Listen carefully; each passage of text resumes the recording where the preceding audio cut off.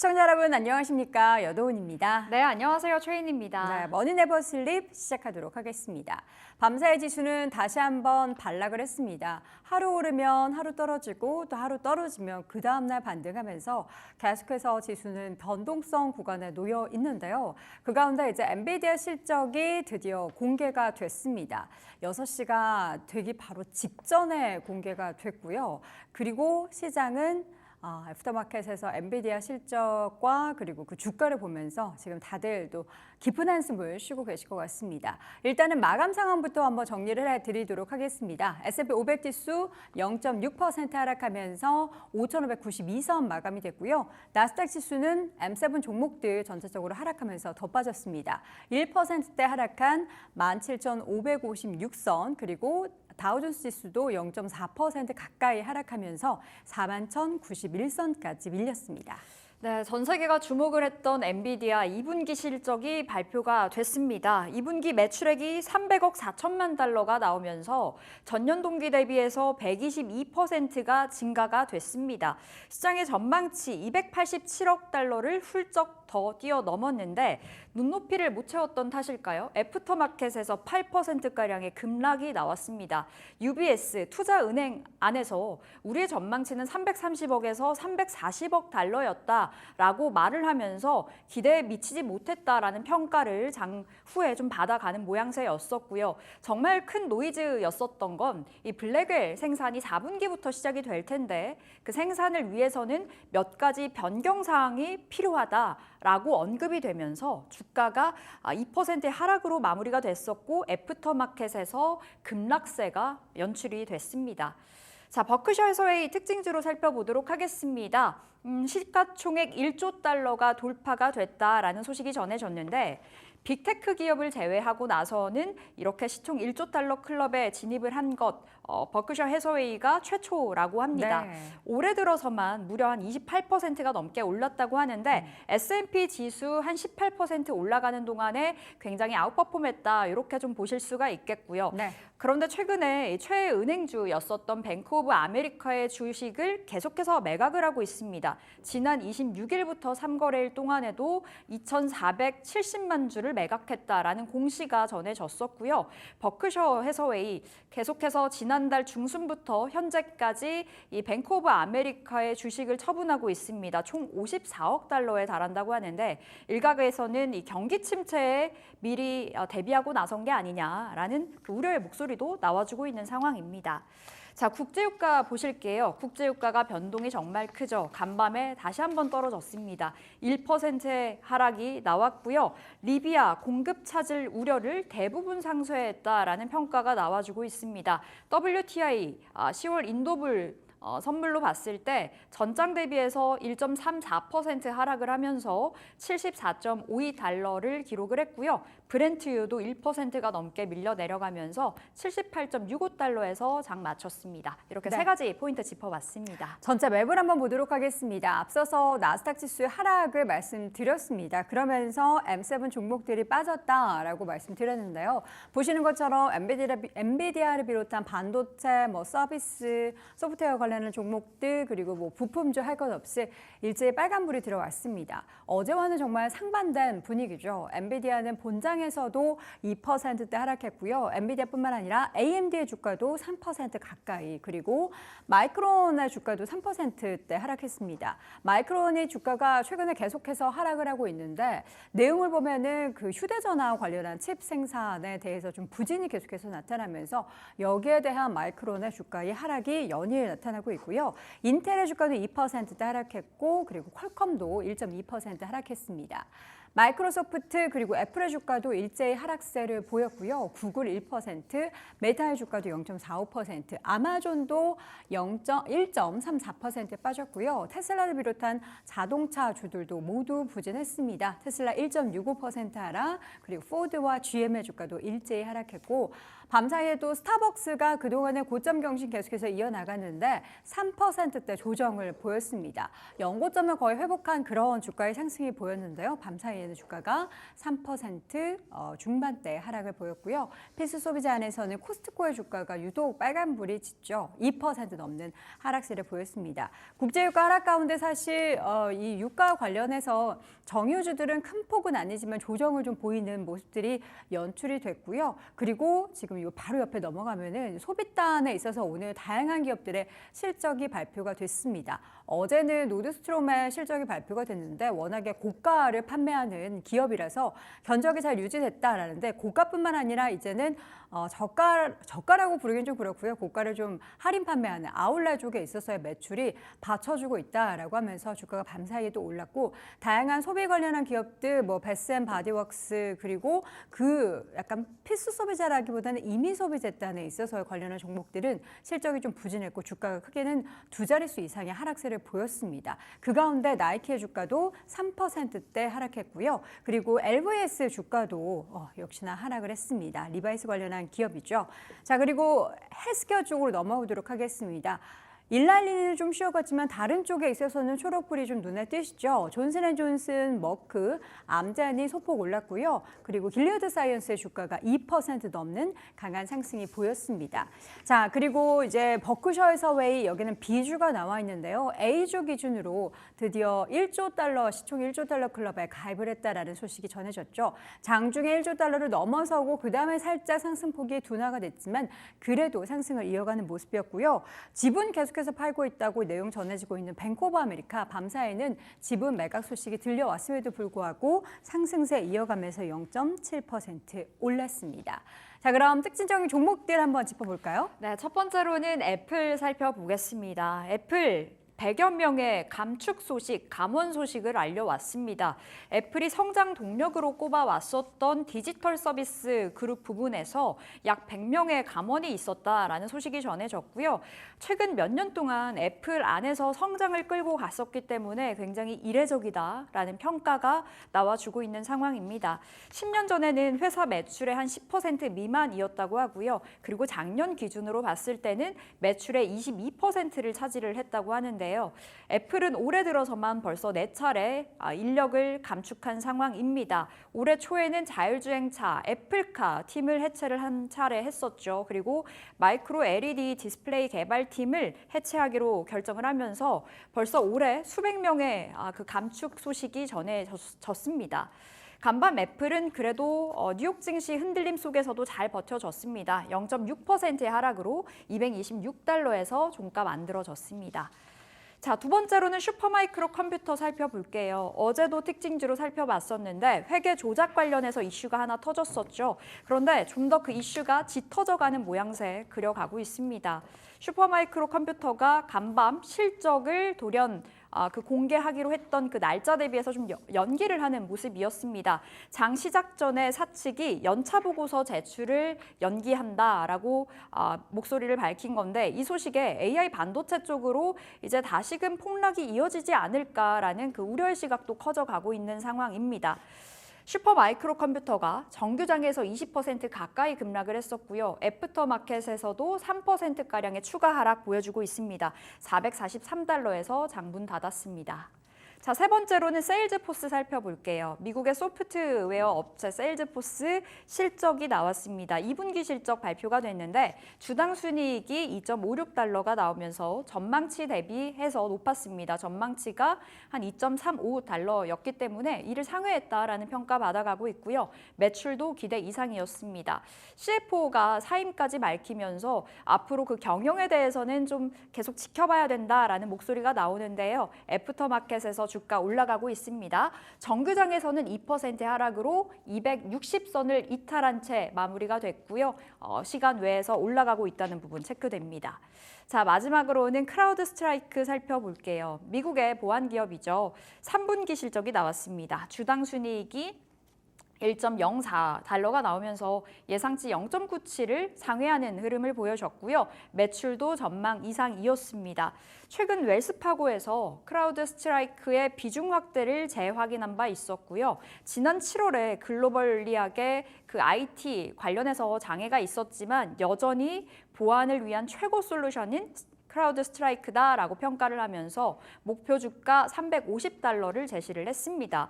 얼마 전에 JP모건도 7월에 발생했던 대규모 IT 정전 그 이후에도 사이버 보안 이 분야에서는 결국에는 크라우드 스트라이크다라고 평가를 하면서 주목도가 굉장히 높았었는데요. 간밤 정규장에서 2% 하락이 나왔었고요. 애프터마켓에서는 3%가량의 상승을 이어가고 있었습니다. 이렇게 네 가지 특징주 살펴봤습니다. 네, 이번에는 좀 더 자세한 미국 주식 이야기를 나눠보도록 하겠습니다. 밤새 있었던 이슈, 오늘도 머니네버슬립 이유린 팀장과 함께 확인해 볼게요. 어서 오세요. 안녕하세요. 네, 반갑습니다. 자, 머니네버슬립은 매일매일 여러분께 프리미엄 미국 주식 콘텐츠를 제공을 해드리고 있습니다. 좀 더 자세한 이야기가 궁금하신 분들은 유튜브 검색창에 머니네버슬립을 검색해 보시기 바랍니다. 자, 오늘도 미국 증시 포인트 확인을 한번 해볼까요? 유가 걱정할 필요 없다가 오늘의 포인트입니다. 국제유가의 움직임이 70달러 그 밴드 안에서 굉장히 많은 변동성이 나타나고 있습니다. 그런데 걱정할 필요가 없다고요?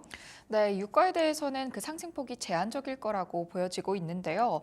최근에 유가가 급등하는 일이 있었죠. 지난 26일 리비아 동부 정부는 모든 유전을 폐쇄하고 또 추가 공지가 있을 때까지 생산과 수출을 중단하겠다고 밝혔는데요. 이에 원유 공급 우려가 커졌습니다. 당시 UBS의 조바니 스타우브노 애널리스트는 석유 시장 관련 가장 큰 위험은 리비아의 정치적 긴장에 따른 석유 생산의 추가 감소라며 현재 하루 100만 배럴인 생산량이 0으로 떨어질 위험도 있다고 전하기도 했었습니다. 그러나 지난밤에는 조금 다른 의견이 나왔는데요. 골드만삭스는 이 리비아에서 발생한 혼란은 단기적일 것이라며 시장에 나오는 리비아산 원유는 9월에 하루 60만 배럴, 또 10월에는 20만 배럴 감소하리라고 예상을 했습니다. 즉 시장 일각의 우려와는 달리 공급량 감소폭이 크지 않고요. 또 단기적으로만 감소할 것이라는 예상이었죠. 게다가 오는 10월부터 이 석유 수출국 기구와 또 주요 산유국 협의체인 오펙 플러스가 증산을 시작할 예정이라고 하는데요. 때문에 리비아 내 생산 중단으로 인한 감소분도 상쇄될 전망입니다.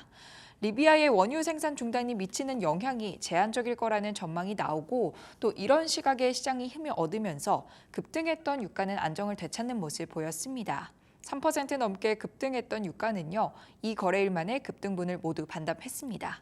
또 이날 서부 텍사스산 원유 10월 인도분과 또 브렌트유 10월 인도분 가격은 나란히 1% 이상의 하락폭을 기록했습니다. 네.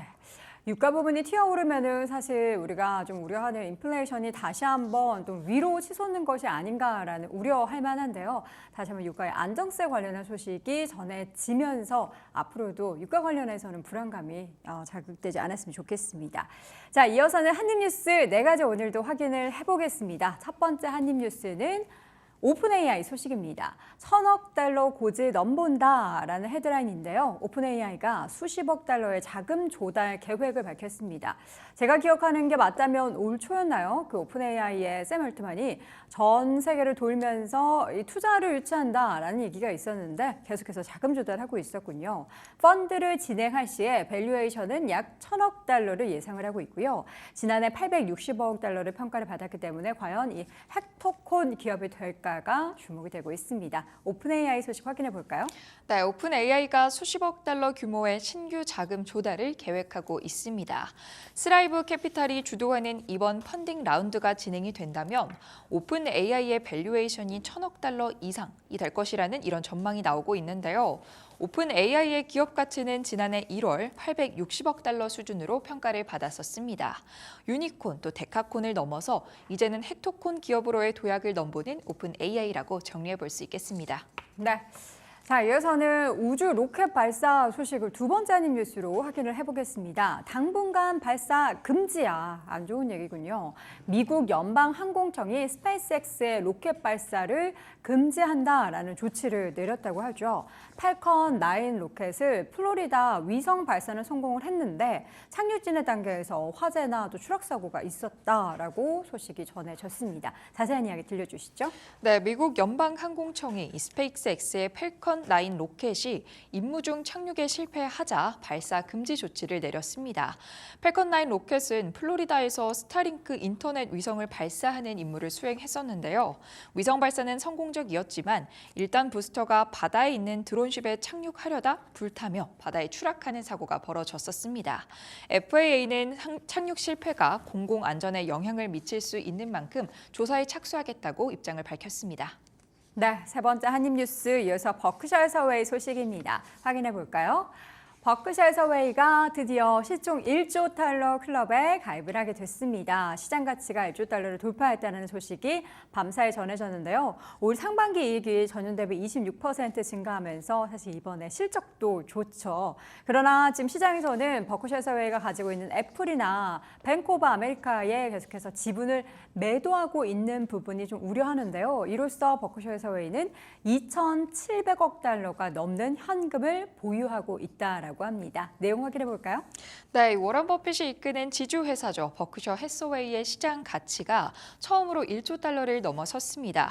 버핏을 향한 투자자들의 신뢰가 얼마나 높은지를 잘 나타내는 대목이라고 또 체크해 볼 수 있겠는데요.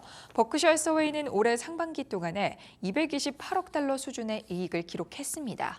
이는 전년 대비 26% 증가한 수치고요. 현재는 애플과 또 뱅크 오브 아메리카 주식 일부를 매도한 후에 2,769억 달러에 달하는 현금을 보유하고 있는 것으로 확인이 됐습니다. 네. 자, 마지막 한입뉴스 확인해 보겠습니다. 블랙록에서 셀러 X를 판다라고 하는데요. 스타트업 셀러 X의 경매를 진행을 한다라는 소식입니다. 셀러 X는 유럽의 이커머스 기업인데요. 4억 달러 대출의 미상환으로 경매 대상이 됐습니다. 자세히 확인해 볼까요? 네, 블랙록이 독일의 스타트업 셀러 X에 대한 경매를 시작했습니다. 셀러 X는 아마존에서 판매되는 브랜드를 인수하면서 빠르게 성장을 했던 유럽의 이커머스 기업인데요.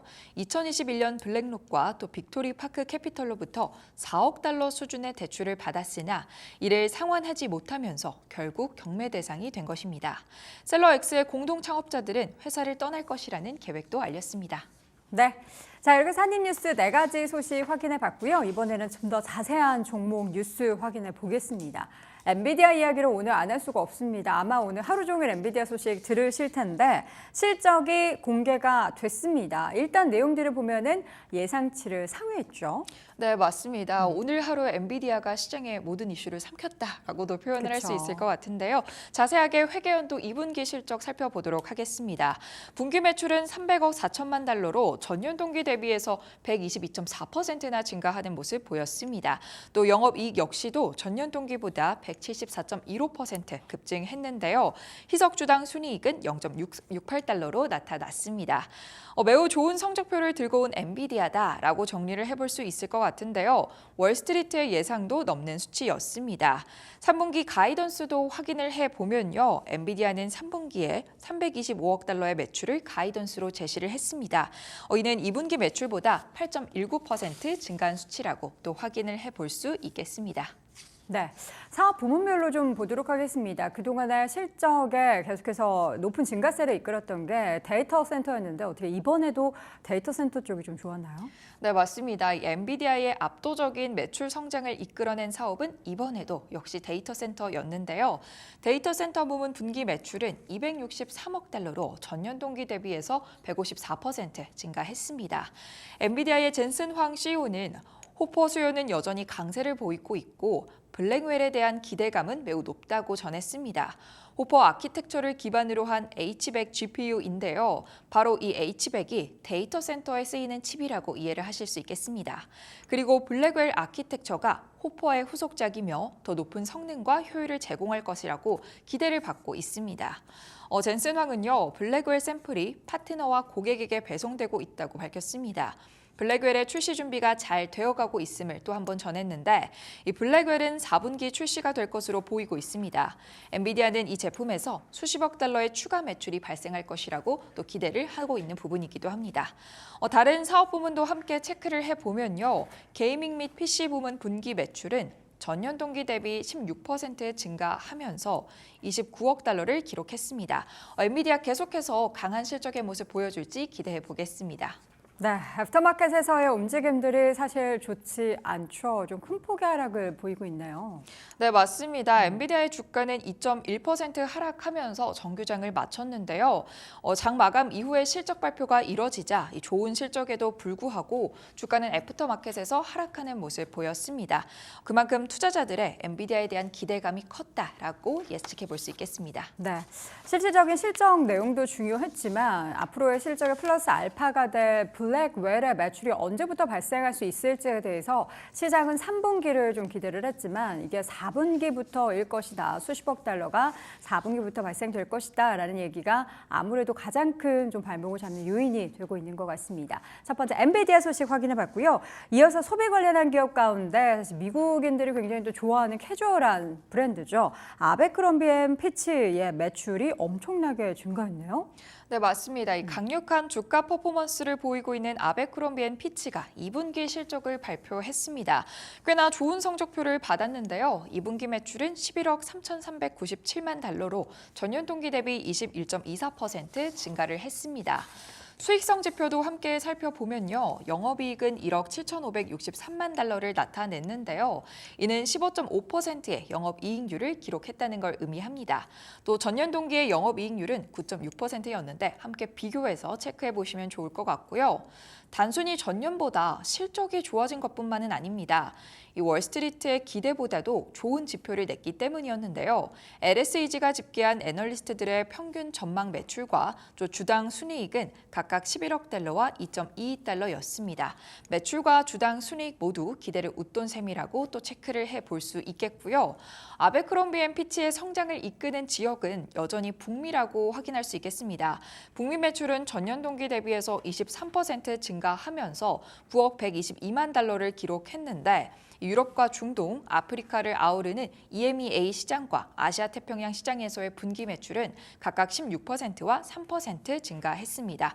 확연히 그 성장세가 갈린 것을 또 체크해 볼 수 있겠습니다. 네, 여러분들 기억하실지 모르겠는데 여의도에 계신 분들은 여의도 몰에 홀리스터 매장이 있었다가 사라졌던 것을 기억을 하실 겁니다. 그래서 국내에서는 사실 제가 대학생 때 이 브랜드가 정말 많이 유행을 해서 저도 기억이 나는데 사실 지금 상황에서 보면은 의류 관련된 기업들이 이렇게 실적이 좋아지기 어려운 좀 소비가 위축되는 그런 상황임에도 불구하고 굉장히 잘 나왔단 말이죠. 근데 앞으로가 중요할 것 같은데 가이던스는 또 어떻게 좀 예상을 했을까요? 네, 향후 가이던스도 간략하게 살펴보면요. 아베크롬비앤피치는 2024년 연간 매출 가이던스를 12%에서 13% 성장으로 제시를 했습니다.